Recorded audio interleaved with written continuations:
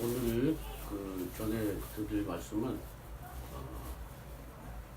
거듭남의 상태, 중생의 상태가 어떤 것인가 하는 것을 말씀드리려고 합니다. 창세기 9장 1절로 7절에 그 말씀이 잘 나와 있는데 오늘 그 말씀을 중심으로 말씀을 드리고 있습니다. 이 세상에는 모든 사람들을 우리 신앙적인 관점으로 봤을 때 세 가지 유형의 사람으로 구분할 수가 있습니다.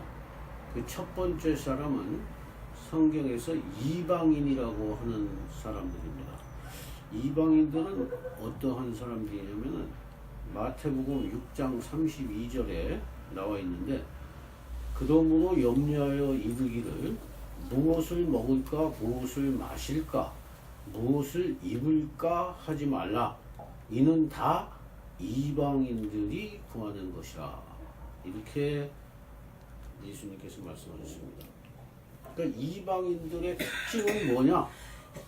무엇을 먹을까 무엇을 마실까 무엇을 입을까 하는 것이 그 이방인들의 중심적인 관심사라고 하는 것입니다.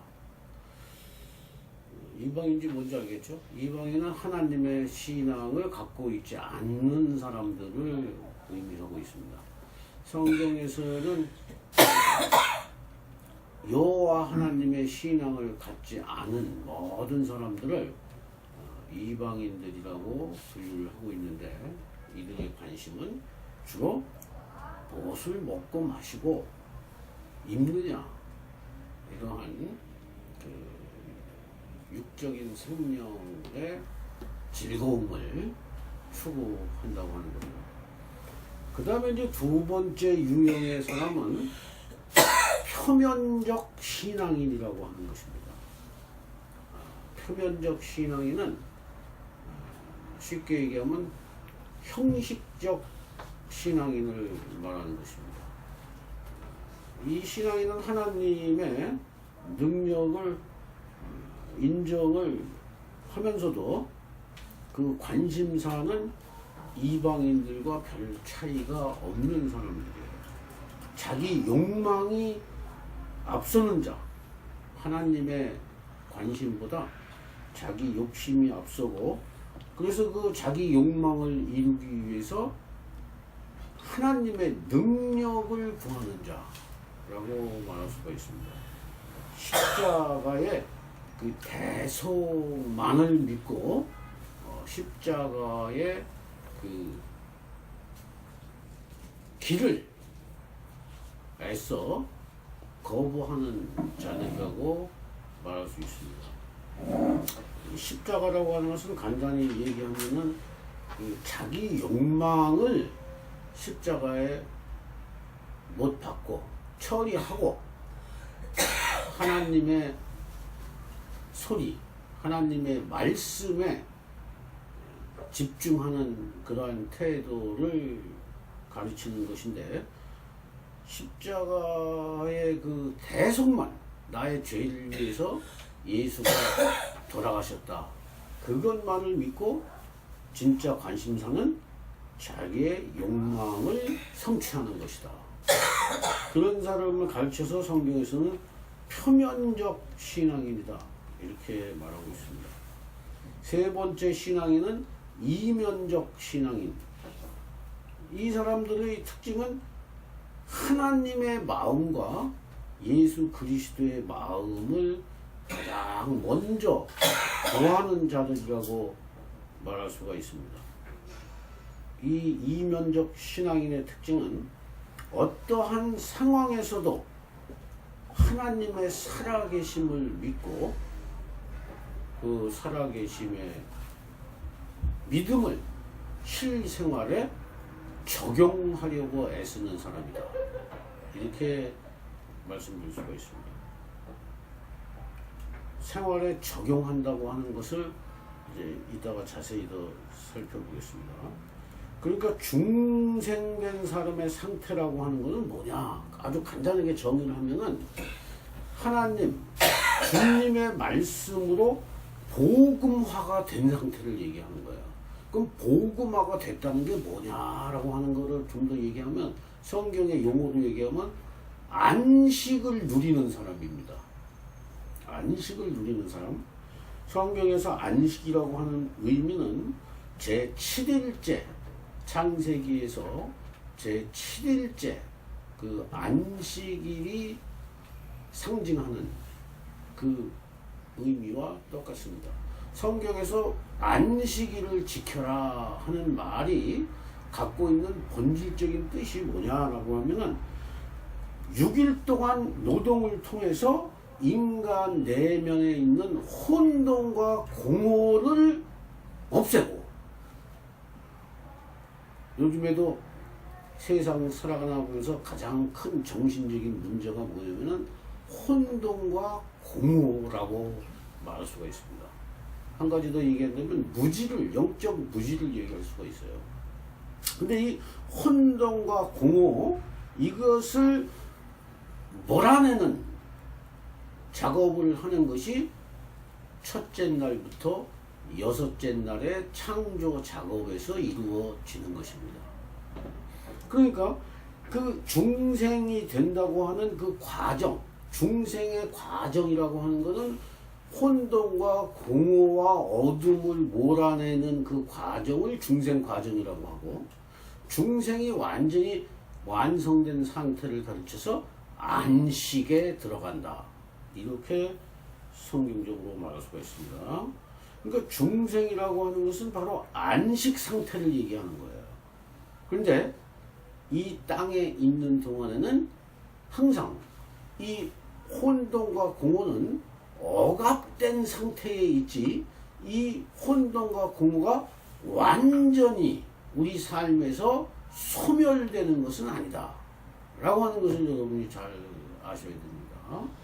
혼돈과 공허는 매일매일의 매 순간 그러한 말씀의 능력에 의해서, 복음의 능력에 의해서 그것을 억압하고 억제한 상태로 우리가 하나님의 질서를 유지하다가 마지막에 숨이 우리가 거둘 때 그 하나님과의 영과 우리의 영이 결합되는 그러한 수준에 들어가게 된다고 하는 겁니다.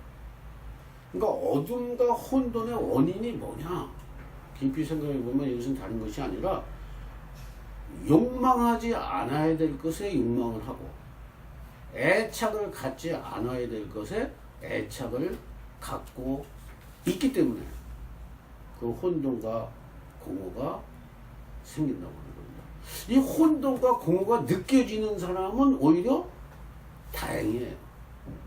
이게 혼돈과 공허 속에 있으면서도 그 육적인 욕망과 쾌락을 즐기고 누리고 있는 사람들이 오히려 문제가 된다고 하는 겁니다. 이 때가 되면 언젠가는 한번 깨지게 되어 있습니다. 이건 왜냐하면 거짓이기 때문에 반드시 깨지게 되어 있어요. 반드시 깨집니다. 어떤 현상으로든 간에 이 공허와 혼돈이 느껴지는 때가 있다고 하는 거예요. 그러니까 이것을 말씀을 통해서 내 안에 어둠과 혼돈이 있구나라고 하는 것을 깨닫는 것이, 크게 당하지 않으면서 깨지지 않으면서 이 중생을 할 수 있는 기회가 된다고 하는 거예요. 또 이제 그 온전히 중생한 사람을 성경에서는 이렇게, 신약 성경에서는 이렇게 표현이 됐습니다. 이 중생이라고 하는 것은 하나님 나라에 들어간 상태를 얘기하는 것인데, 이 땅에서의 중생 경험을 뭐라고 되어 있냐면은 아주 작은 천국, 작은 하나님 나라, 이것을 이루면서 사는 상태, 이것을 중생한 상태다, 이렇게 말할 수가 있습니다. 그래서 하나님 나라는 겨자씨와 같다, 이렇게 얘기하는 거예요. 이 겨자씨가 상징하는 것은 이 큰 천국, 즉 겨자나무. 겨자나무는 아버지 나라 큰 천국을 상징하고, 이 겨자씨는 이 땅에서 우리가 맛보는 작은 천국을 의미한다. 이렇게 말할 수가 있습니다. 이 작은 천국을 맛보고 있는 사람들을 가르쳐서 예수님께서 뭐라고 그러냐면은 너희는 빛이요 소금이다. 이렇게 얘기를 했어요. 빛이라고 하는 것은 여기서 진리의 빛을 이야기하는 것입니다. 그러니까 중생이 됐다고 하는 것은 진리의 빛을 갖고 있는 사람이에요. 진리를 깨닫고 있는 사람이다 이 말이에요. 이 세상에서 진리라고 하면은 천국의 진리, 예수 그리스도에 관한 진리를 말하는 것입니다. 근데 이것만 갖고 되는 게 아니라 소금이 돼야 된다. 소금이라고 하는 것은 속뜻이 뭐냐? 열정이라고 하는 거예요. 열정. 여러분 이거 처음 들었을지 모릅니다. 사랑의 열정을 가르쳐서 너희는 세상의 소금이다. 이렇게 말을 했다고 하는 겁니다. 그러니까 이러한 진리와 사랑을 하나의 자기의 생명으로 간직하고 있는 사람을 가르쳐서 중생된 사람이다. 또는 속사람이다. 이렇게 얘기하는 겁니다. 그러니까 사람은 속사람과 겉사람, 옛생명과 새생명, 이것을 두 개 다 경험하고 있는 것이 정상이에요. 속생명만 갖고 있는 사람은 단 한 사람도 없다고 보시면 됩니다. 예수 그리스도 그분 외에는 완전한 중생의 단계에 오르지 못했기 때문에 모든 사람은 옛생명과 새생명 두 가지를 다 가지고 있다. 그렇다 그러면 중생된 상태라는 건 뭐냐? 이 새생명이 옛생명을 장악하고 있는 상태라고 보시면 돼요. 이 새생명의 힘이 너무 약해가지고 옛생명의 활동력이 더 많다고 그러면은 그런 것을 우리가 중생됐다고 말하기는 어렵다고 하는 겁니다. 특히 교회를 하나의 인간으로 봤을 때 교회는 항상 알곡의 세력과 가라지의 세력이 섞여 있다라고 하는 것이 성경책에서의 증언입니다. 그런데 만약에 가라지의 세력이 더 팽창하고 많아지고 새생명, 알곡의 세력의 오히려 제한적이고 억압을 당하는 분위기의 교회다라고 하면은 그것은 이미 교회가 아닌 거예요. 그런 것을 가르쳐서 성경에서는 뭐라고 하냐면 황폐된 교회다 이렇게 얘기해요. 황폐된 교회다라고 하는 것을 이사야서에 나와 있는데 제가 읽어보겠습니다. 너에게서 날 자들이 오래 황폐된 곳들을 다시 세울 것이며 너는 역대의 파괴된 기초를 쌓으리니 너를 일컬어 무너진 데를 보수하는 자라 할 것이며 길을 수축하여 거할 곳이 되게 하는 자라 하리라. 이게 이제 이런 역할을 뭐라고 하냐면은 이 교회를 새롭게 하는 것을 크게 리포메이션, 개혁한다 이런 말을 쓰든가 아니면은 리제너레이션, 중생한 시킨다 이런 말을 쓰고 있습니다. 그러니까 오늘날에도 이 하나님의 부르심이 있는 사람들에게 하나님께서 원하고 계시는 것이 무엇이냐라고 하면은 바로 이 중생의 작업을 하는데 일꾼이 됐으면 좋겠다. 도구가 됐으면 좋겠다. 이런 바람을 하나님이 갖고 계시다. 이렇게 볼 수가 있습니다.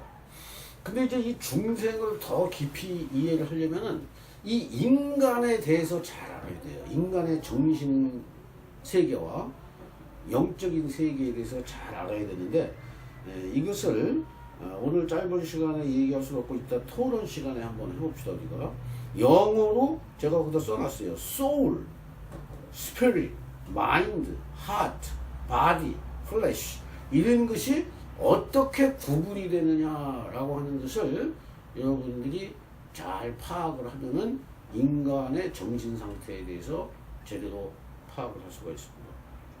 두 번째, 인간은 관계적인 존재로 지어졌습니다. 관계적인 존재. 이 세계는 크게 두 가지 종류의 세계가 있는데, 하나는 보이는 이 물질적인 세계가 있습니다. 이 보이고 인간의 능력으로 파악이 가능한 세상이 하나 있고, 인간의 능력으로는 파악하기 어려운 영적인 세계가 있습니다. 물론 이 유물론자들은 영적인 세계를 믿지를 않습니다. 또 설사 인정하는 영적인 세계를 인정을 하는 유물론자라 할지라도 그 근본은 물질이다. 물질에서 이 영의 세계, 관념의 세계, 정신의 세계가 나왔다. 이렇게 믿고 있는 사람들입니다. 근데 우리는 영적인 세계에서 영이신 하나님께서 이 물질 세계를 창조했다. 이렇게 믿고 있는 겁니다. 근데 세계는 영의 세계와 물질의 세계가 있는데 이 영의 세계를 관계하는 것을 가르쳐서 영이라고 그러고 영이 있어야지 영의 세계를 관계를 할 수가 있고 소통을 할 수가 있습니다. 그래서 성령이 꼭 필요한 것이고, 이 물질 세계는 우리가 알다시피 눈, 코, 입, 귀, 촉각, 오감으로 관계를 하는 것입니다. 그러니까 옛 생명이라고 하는 것은 이 오감의 세계를 통해서 느끼고 인지하고 파악된 것을 가지고 진리로 믿는 사람들이에요. 그것을 진리로 믿는다는 거예요. 근데 새 생명을 가진 자들은 그 성령에 의해서 영의 세계를 접촉하고 그 영의 말씀에 따라서 오히려 육의 세계를 다스리고자 하는 사람들을 중생된 자다. 이렇게 말할 수가 있습니다. 그러니까 중생은 두 가지입니다. 하나는 이해력에 있어서 중생이 되어야 돼요. 그러니까 영적 세계를 이해하지 못하고 영적 진리를 파악하지 못하면 그것은 중생된 것이 아니다. 먼저 이해력이 있어야 돼요. 영적 세계에 대한 이해력. 두 번째는 이 이해력이 이 물질 세계의 활동으로 표현될 수 있는, 표현하고자 하는 의지력이 있어야 된다고 하는 겁니다. 그러니까 이해력의 영적 세계, 하나님의 뜻을 바르게 이해하고 그 이해한 것을 나타내고 표현하는 의지력이 살아있는 사람을 가르쳐서 중생한 자다. 이렇게 말할 수가 있습니다. 그러니까 이게 우리 정신분석학적으로 얘기하면 이 의식화가 돼야 됩니다. 먼저 이 진리에 대해서 바로 머리로 지식적으로 바로 깨달을 뿐만 아니라 우리의 무의식으로 경험되어야 하는 거죠. 깨달은 것을 반복해서 실천한다든가 아니면 어떤 계기에 의해서 이 몸이 거듭나야 되는 거예요. 그러니까 이 중생한 사람들은 어떻게 되냐면요, 이렇게 됩니다. 영혼, 몸, 활동, 이렇게 세 가지 차원으로 말할 수가 있습니다. 영혼이 거듭나고 이 거듭난 것이 몸, 무의식이죠. 몸 속으로 스며들고 이것이 손과 발로 활동으로 나타난다는 거예요. 이렇게 되는 거예요. 이렇게 순서가. 그러니까 하나님은 여기에 작용을 합니다. 하나님의 말씀은 여기에 작용을 해요. 이 말씀은 우리의 의식에 작용을 하지만 이 하나님의 영 자체는 영의 스피릿에 관련을 한다는 거예요. 이걸 합쳐서 소울이라고 하는 거고. 그러니까 이 우리가 말하는 그 과제는 그동안의 이 성경 공부는 이 지식 수준으로 끝났어요. 그런데 이 무의식 수준까지 이게 변화가 돼야만이 비로소 이게 활동으로 나타난다는 거죠.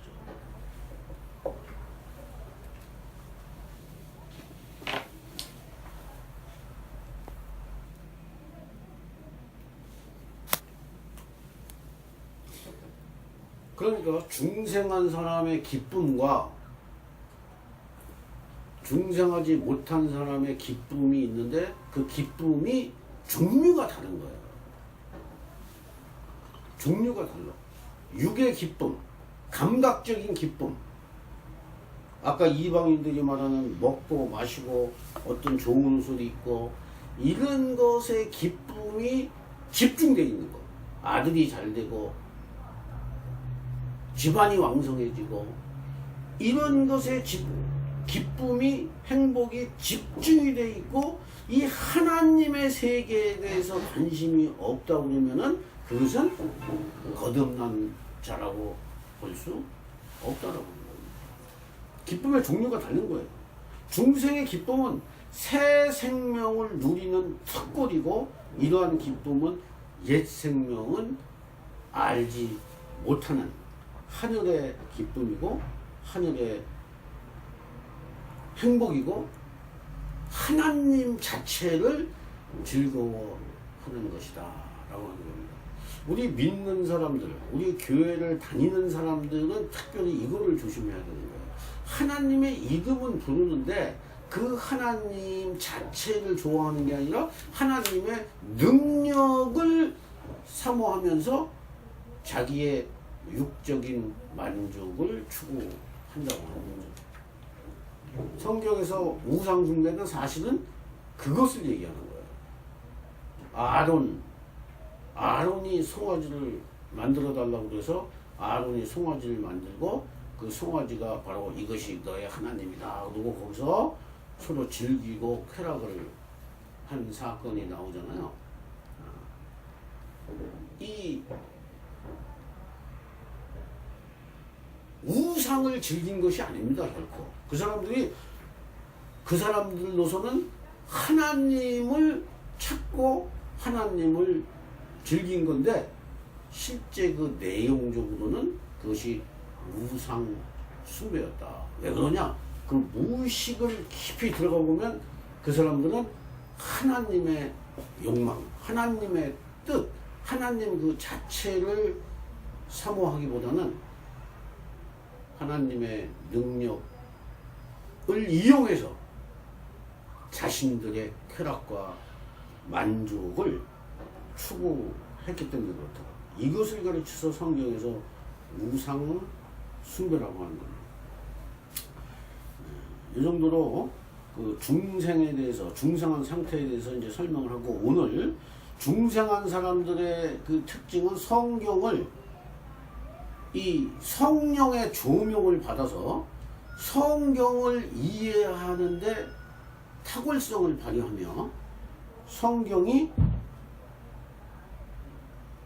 양식이 되고 그 양식을 먹는데 굉장히 즐거움을 느낀다고 하는 거예요. 저 같은 경우에도 보니까 이 성경을 읽는데 우선 굉장한 그 즐거움이 있어. 그 과거하고 달리. 아주 이것이 먼저 돼야 돼요. 왜냐하면 그게 기본적인 양식이 돼가지고 그것이 내 안에 들어와서 말하자면 그 영을 변화시키는 기본적인 재료가 되기 때문에 그렇습니다. 그래서 이제 성경을 오늘 9장 1절부터 7절까지 그것을 가지고 다시 제가 한번 설명해 보겠습니다. 여기 1절에 보면 하나님께서 노아의 아들들에게 그 복을 주셨다 이런 말이 나옵니다. 하나님이라고 하는 것은 뭐냐면은 이 사랑의 대상, 궁극적인 내가 가장 첫 번째로 사랑하는 대상을 하나님이라고 하는 거예요. 하나님이라는 건 하나의 이름일 뿐입니다. 사실은 여러분 이름일 뿐인데 이 하나님이 진짜 하나님이 정말 제일 사랑하는 하나님이냐 아니면 내가 사랑하는 것은 나의 욕망이냐 여기에서 진짜 하나님과 거짓 하나님이 판가름 난다고 하는 겁니다. 그 이름이 중요한 게 아니에요. 하나님이라는 이름이 중요한 게 아니에요. 그건 번역을 하다 보니까 이렇게 나온 겁니다. 나중에 이제 그 여호와에 대한 뜻을 또 할 때가 있지만 어쨌든 하나님이라고 하는 이름이 중요한 게 아니라 실제 내가 가장 사랑하고 추구하는 대상이 뭐냐라고 하는 거예요. 그러니까 어떤 사람은 아들이 될 수 있고 어떤 사람은 돈이 될 수 있고 어떤 사람은 성취 욕구가 될 수가 있습니다. 근데 그게 아니고 하나님 그 자체, 하나님은 굳이 얘기하면 진리 중에 진리요 태양과 같은 열정적인 사랑의 그 존재, 사랑의 존재 그 자체가 되시는 분을 하나님이라는 이름을 붙여놓은 거예요. 내용은 진리와 사랑이란 말이에요. 그러니까 진리, 사랑의 진리신 하나님, 인격적인 하나님을 나의 주인으로 모시고 있느냐라고 하는 것이 가장 중요한데 그 하나님께서 노아의 자식들에게 복을 주셨다. 무슨 복이겠느냐? 하나님 그 자체의 현존의 복을 주셨다는 거예요. 그러니까 복 중에서 가장 큰 복은 뭐냐? 하나님의 현존의, 예수 그리스도의 현존, 삼위일체 하나님의 현존의 복을 성경에서는 진짜 복이라고 이야기하는 것입니다. 이 복의 개념을 먼저 잘 알아야 됩니다. 하나님께서 복을 주셨다. 그럼 나 복 받았어. 그러면 그 복이라는 것이 어떤 복이냐 이거예요. 그 다음에 생육하고 번성하고 땅에 충만하라 이런 말이 있어요. 복을 주면서 생육하라고 그랬거든요. 이게 표면적으로는 생육하고 번성하고 땅에 충만하는 얘기는 이 자식을 많이 낳으라는 이야기로 들립니다. 근데 이 성경의 속뜻은 뭐냐면 생육이라고 하는 것은 그 사랑의 열정, 사랑의 인격이 자라는 거예요. 그리고 번성한다고 하는 것은 진리에 대한 이해력이 증가하는 겁니다. 다시 말씀드립니다. 생육하는 것은 사랑에 대한 열정, 사랑에 대한 의지, 이것이 자라나는 것, 이것을 생육이라고 얘기하고, 번성한다고 하는 것은 진리에 대한 이해력이 증가하는 거예요. 그럼 땅에 충만하는 건 뭐냐? 이러한 사랑과 진리가 너의 겉사람, 겉자를 정복하고 그 땅에도, 겉자의 땅에도 충만하라. 그런 의미로 여러분이 해석을 하셔야 되는 겁니다. 그것을 가르쳐서 중생한 거고, 그것이 바로 하나님 나라라고 하는 거예요. 그러니까 창세기에서 생육하고 번성하고 땅에 충만하라, 이것이 바로 하나님 나라라고 하는 겁니다. 하나님 나라는 딴 게 아니고 생육하고 번성하고 땅에 충만한 게 하나님 나라예요. 근데 그 생육하는 그 내용이 뭐냐? 사랑의 의지, 사랑의 의지력, 사랑의 열정, 또 하나는 진리에 대한 이해력, 진리에 대한 깨달음. 그것이 증거가 되는 것이 바로 하나님 나라라고 하는 거예요. 그러니까 하나님 나라는 개인적인 차원에서 심령에서 먼저 이루어져야 되고, 그 다음에 그 심령에서 이루어진 사람들이 모여서 교회를 이루고 사회를 이루는 것입니다. 이 하나님 나라 사람들이 먼저 증가되지 않고는 이 세상에서 어떠한 착한 일을 하더라도 그것은 겉사람의 수준에서의 착한 일이기 때문에 결국 갈등에 빠질 확률이 굉장히 높다라고 하는 거예요. 아주 이 역사적으로 그게 증명이 된 것입니다. 그러니까 생육하고 번성하고 땅에 충만하라 했을 때 이 땅은 겉사람의 땅을 이야기하는 것입니다. 속사람이 먼저 건강해진다.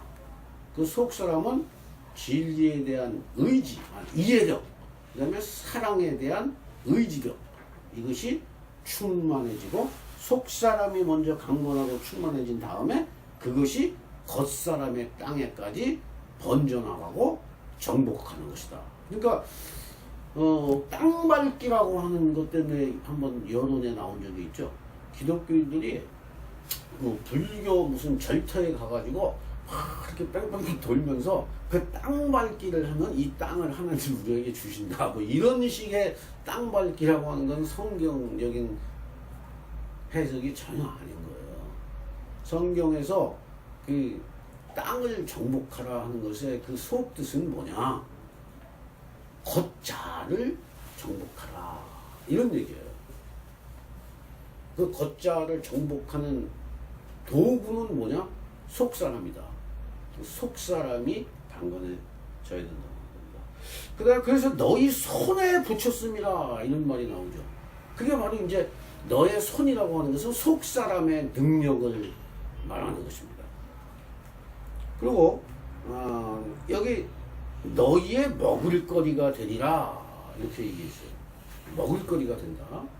이걸 이렇게 표층적인 의미에서는 땅의 짐승, 공중의 새, 땅에 기는 모든 것, 바다의 물고기, 이런 산 동물이 바로 너희의 먹을 것이 된다. 이게 표층적인 문자 그대로 뜻을 우리가 이해 받아들일 수가 있습니다.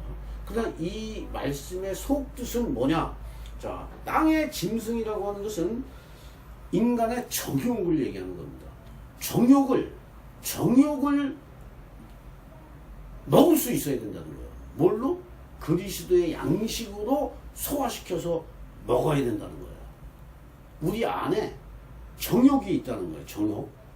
공중의 새라고 하는 것은 이해력을 얘기합니다. 새라고 하는 것은 여러분들이 성경에서 이제 여러 군데 새가 나올 적에는 그 새의 종류에 따라서도 그 뜻이 다 다른데, 이 상징적인 의미로 공중의 새라고 하는 것은 이 지식 차원, 특히 그 이해력, 우리가 갖고 있는 인간의 그 속성이 있죠. 인간의 속성은 크게 그 정서적인 차원과 이 이해력의 차원이 있는데, 그것을 가르쳐서 이 짐승과 공중의 새를 양식으로 주었다고 하는 거예요. 바다의 물고기는 뭐냐? 바다의 물고기는 바다가 원래 상징하는 것은 지식을 상징하는데, 물고기는 특히 기억력, 이 기억할 수 있는 지식, 이 기억에 해당하는 거, 기억의 지식. 사실 이 여러분들 이제 나이가 이제 점점 더 이제 드신 분들은 더 이게 깨닫게 되는데, 저도 보니까 이 집에 그동안에 사놓은 책들이 사실 이제 없애야 될 때가 왔어요. 정리하고. 그러니까 이 지식이라고 하는 것은 나이가 많이 먹으면은 사실 필요가 없어요. 이 지식이 우리의 몸으로 내장이 되고 남은 것만 진짜예요.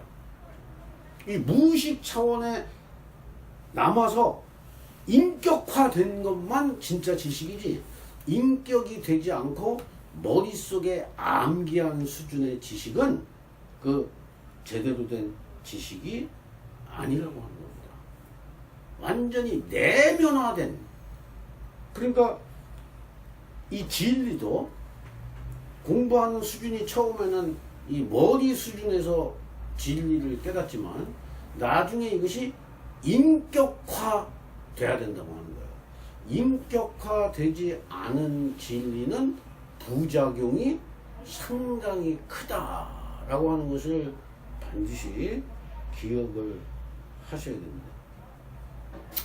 그 다음에 피채 먹지 말라 이런 뜻이 있습니다. 피채 먹지 말라는 것은 이 폭력을 행사하지 말라고 하는 거예요. 하나님께서 그 폭력을 행사하는 것에 대해서는 하나님이 보복을 하신다, 갚아주신다, 이런 의미로 이해를 하시면 되고, 또 하나의 의미는 이 거룩한 것과 속된 것을 섞지 말라고 하는 거예요. 섞게 되면은, 근데 이게 현실적으로는 항상 섞어 있죠. 가라지와 알곡이 섞어 있듯이 우리의 마음속에는 항상 세속적인 것과 거룩한 것, 보이는 것과 보이지 않는 것, 영의 세계와 육의 세계가 섞여져 있습니다. 근데 그것을 아까도 말씀드렸지만 새 생명이 옛 생명을 장악할 수 있는 수준이 되면은 그것을 거듭났다고 말할 수가 있는 거예요. 새 생명이 뭔지는 아까 설명을 드렸죠.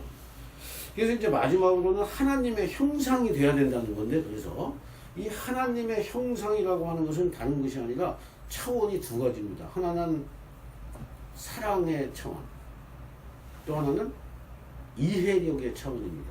그러니까 의지력의 차원과 이해력의 차원에서 하나님, 삼위일체 하나님을 얼마나 나타내고 있느냐라고 하는 거예요. 그리고 그 사랑과 진리는 하나가 되어야 되는 거예요. 그것이 나눠질 때, 분리가 될 때 문제가 생깁니다. 그러니까 오늘날에 많은 사람들이 하나님을 믿고 있고 하나님을 이름을 부르고 있지만 왜 사회적인 지탄을 받는 사람들이 많은 이유는 사랑과 이 진리가 분리가 된 거예요. 그러니까 원래는 이 믿음이라고 하는 것은 사랑과 진리를 합쳐서 믿음이라고 그러는 것인데, 지금은 이 진리 차원, 이 이해력의 차원, 이 머리의 지식의 차원으로 믿는다고 입으로 얘기하고 그 어떠한 진술, 신앙적인 진술에 대해서 동의를 하고 마음으로 동의를 하는 것을 신앙 고백으로 인정을 하고 그러면은 구원을 받는다. 이렇게 하는 것이 지금 성경적인 것이 아니라고 하는 겁니다. 성경에서 본래 얘기하는 그 믿음이라고 하는 것은 사랑과 진리가 결합된 상태를 얘기하는 거예요. 그것이 분리가 된 것이 이 역사적인 비극이라고 하는 것입니다.